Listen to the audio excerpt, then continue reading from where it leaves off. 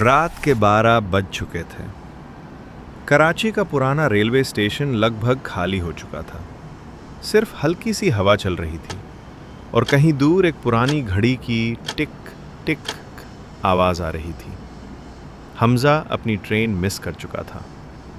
Station master ने उससे कहा, बेटा, आज की आखिरी ट्रेन जा चुकी है, अब सुबह तक रुकना होगा।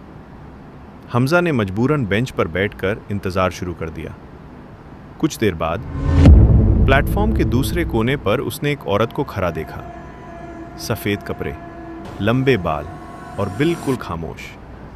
हमज़ा ने सोचा शायद कोई और मुसाफिर होगा। फिर अचानक एक ट्रेन की सीटी बजती है। हमज़ा हैरान हो गया, ये कैसे हो सकता है? आखिरी ट्रेन तो जा चुकी थी।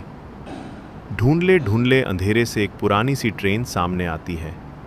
धीरे धीरे रुकती है और उसके दरवाजे खुल जाते हैं।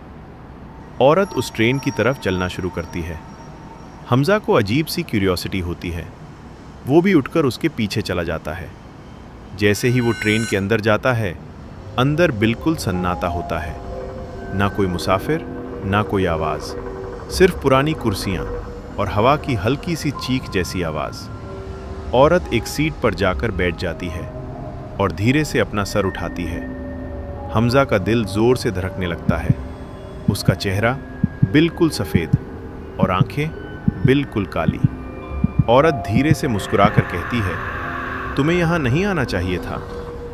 ट्रेन अचानक झटका लेती है और तेज़ रफ्तार से चल पड़ती है। हमज़ा डर के मारे दरवाजे की तरफ भागता है, मगर दरवाज़ा बंद हो चुका होता है।